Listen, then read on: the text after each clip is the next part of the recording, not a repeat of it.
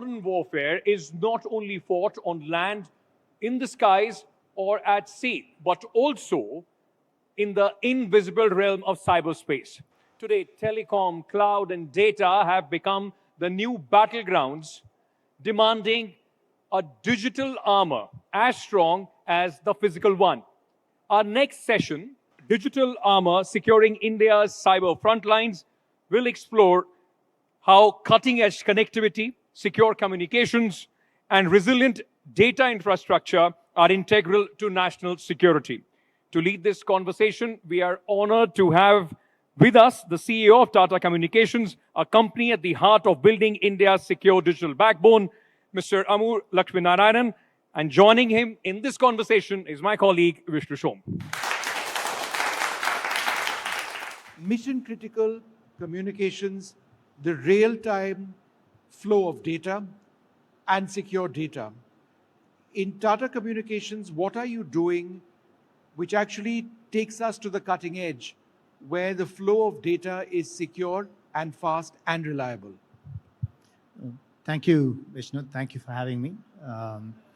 I think as you set out, it's not sufficient to protect our borders. It is also important to protect and create a digital backbone that protects every aspect of the digital, because the threat is not just across the borders. Now the people can breach a firewall and create a threat. Right? So what we are doing in Tatacom, we have a very strong point of view when it comes to where the world of business is going, and I see a lot of parallels in the defense. In the world of business, we say that actually the businesses are not just in India, globally. They are actually hurtling towards what we call as a hyper-connected ecosystem. Right? And even previous eras, the businesses are always connected. But what is different in this era of hyper-connectedness, and we define that by 4 characteristics. In the world of hyper-connectedness, one is, it's always on. You just cannot have a moment where you're not connected. And there are examples when you talk about connected vehicles, for example, these days. They rely so much on connectivity for all the telemetry data and also for the passenger infotainment information that you want downloaded and everything else. Right?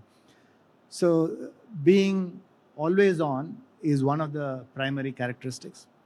The second is, everything is happening on real-time basis. There are software updates going into the cars, for example.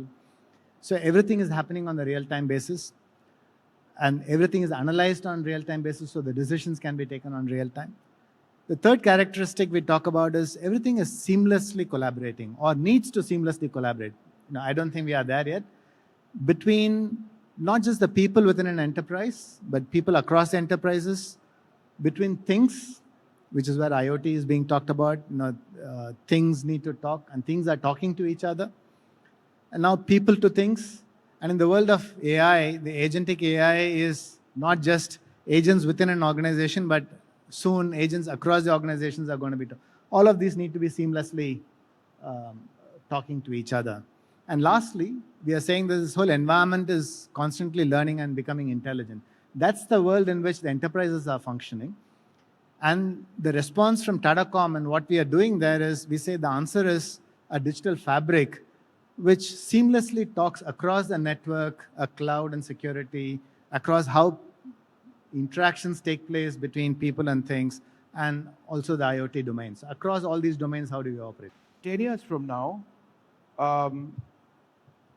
how will this device change in terms of how I use it? We say within the company, the next 5 years is going to determine what the next 50 years is going to look like. Right? So it's not just about the device alone.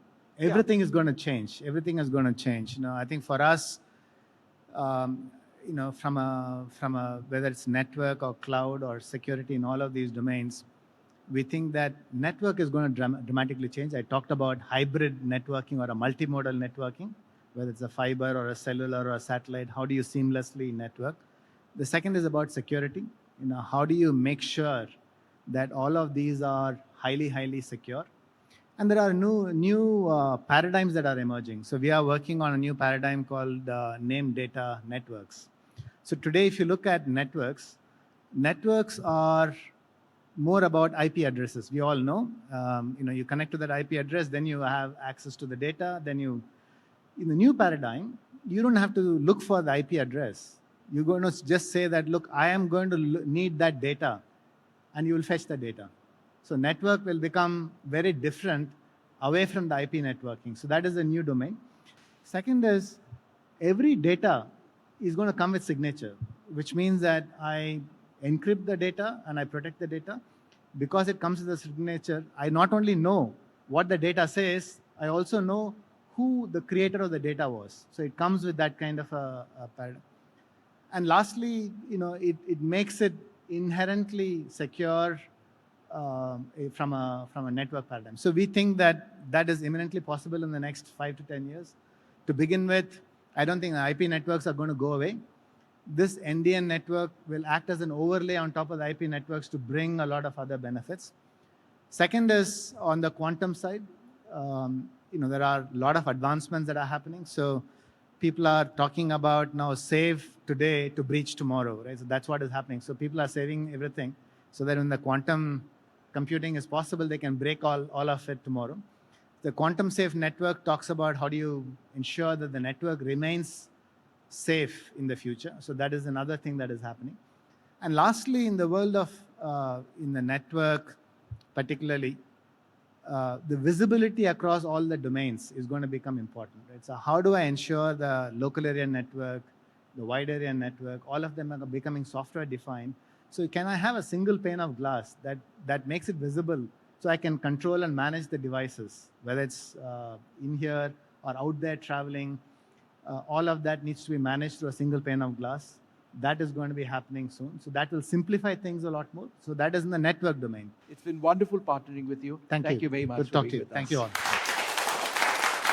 India's electronics leap explores how India can develop world-class cockpit displays, sensors, and mission-critical avionics that rival the best in the world and strengthen our quest for self-reliance. We are honored to have with us a leader who has been pioneering this journey, the Managing Director and CEO of Samtel Avionics, Mr. Puneet Kaura. And joining him in this conversation is my colleague, Shivaru.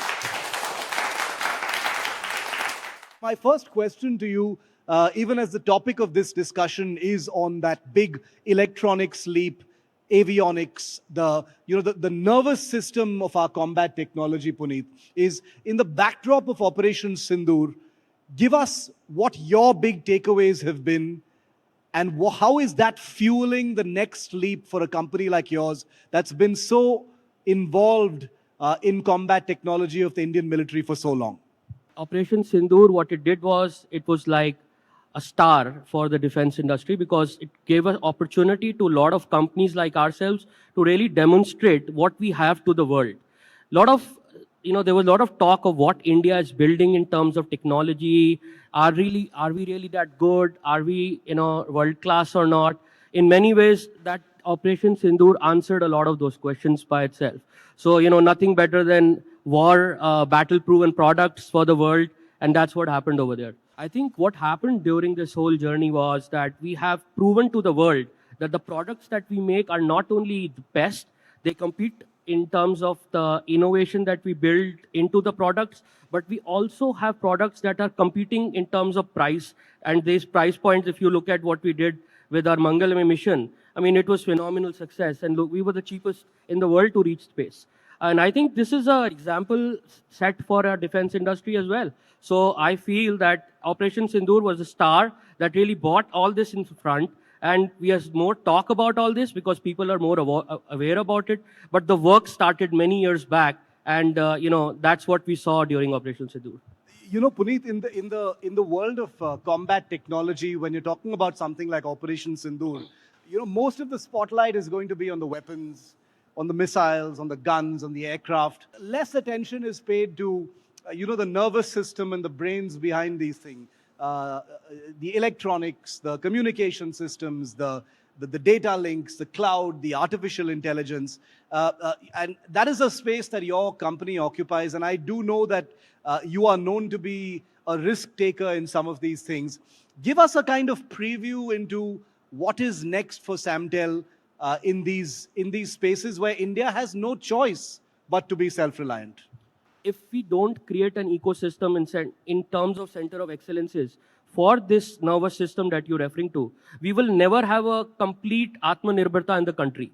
We will always be dependent on foreign OEMs, and we will never have a capability which will be from zero to the final product completely made in India. And from that perspective, this nervous system plays the most critical role in my sense. Look at avionics companies in the world.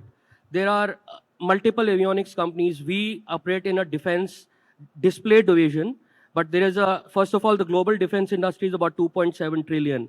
And this includes aerospace. Defense itself is 800, or about $1 trillion in procurement, okay? And India is doing about $20 billion of that. Now, if you look at electronic space, that's about 30% in terms of value. That's where the ecosystem comes in. Whether you look at a fighter aircraft, you look at rotary wings, armored vehicle tanks, all of that requires a lot of this ecosystem of electronics.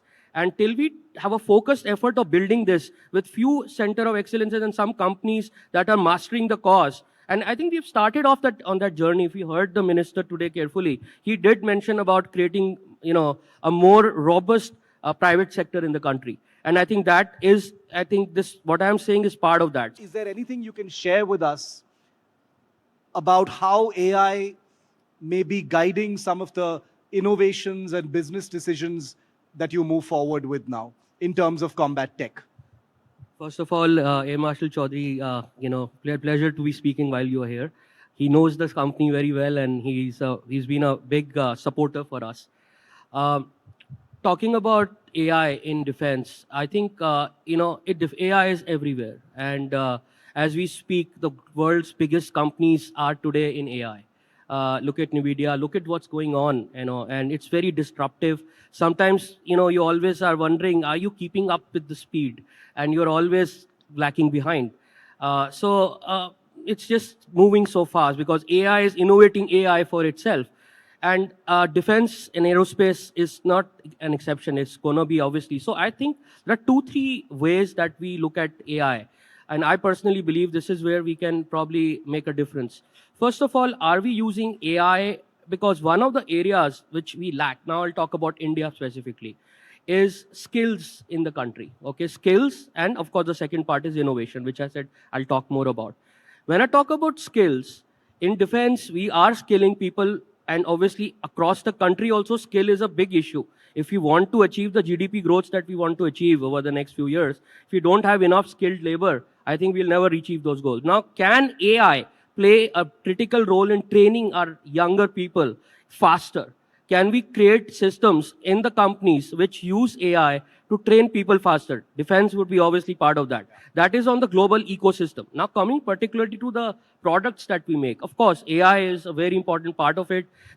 All our customers want systems to be faster, to analyze faster, to look at capabilities that are available. And we are doing a lot of work in Samtel, which is obviously proprietary, to innovate and use AI to give future products which are, competing with the best in the world in terms of technology, and AI will play a critical role there. Puneet Kaura, thank you very much for Thank speaking you so to much, us here Shiv. and Thank you being so here much. at the NDTV Defence Summit.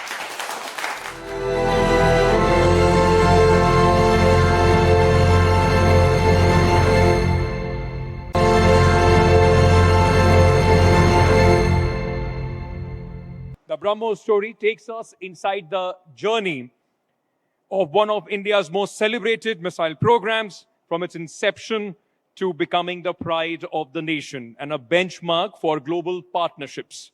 We are privileged to have with us the man who steered this program at its highest level.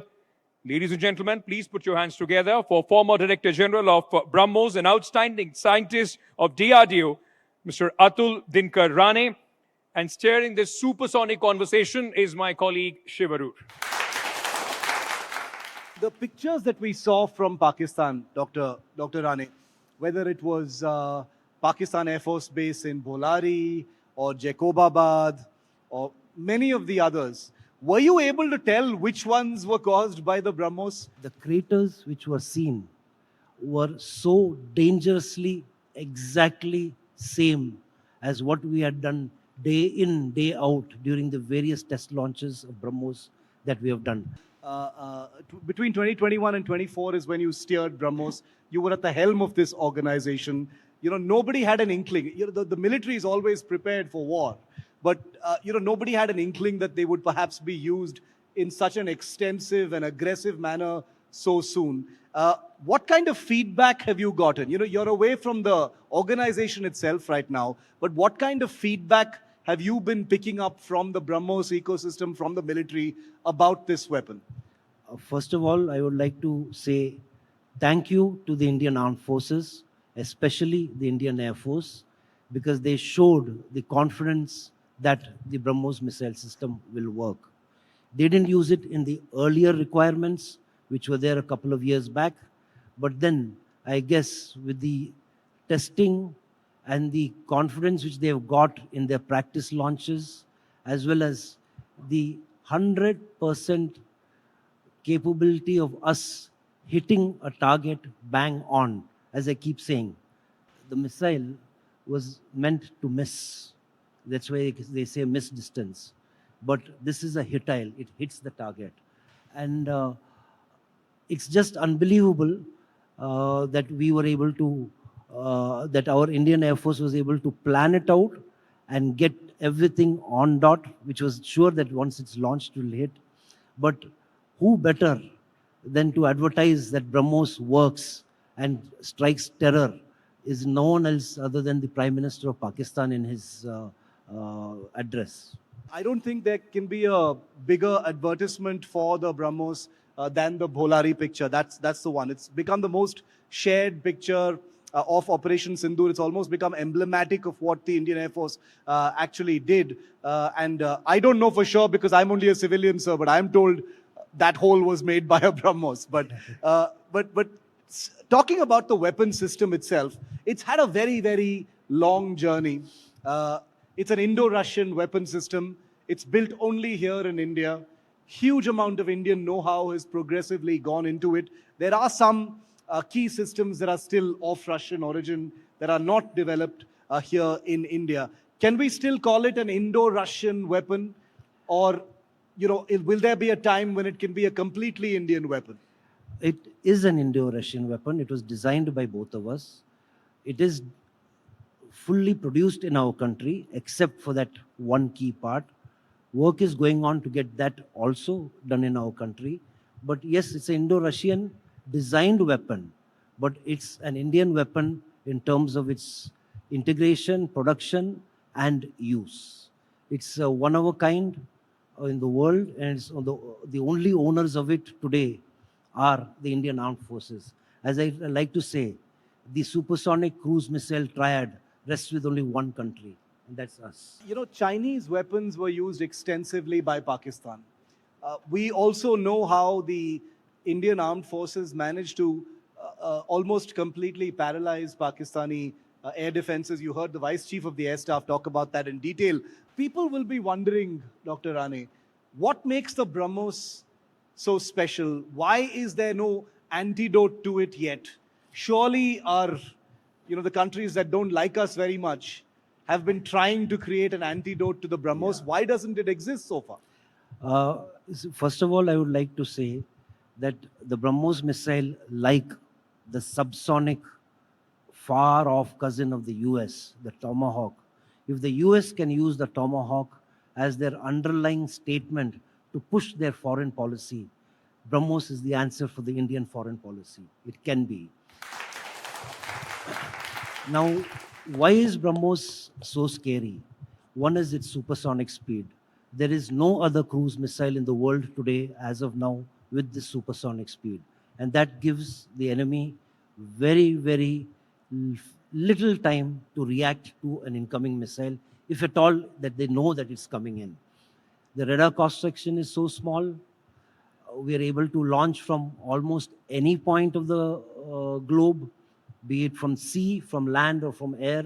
As I say, land, sea, or air, we can get you from anywhere.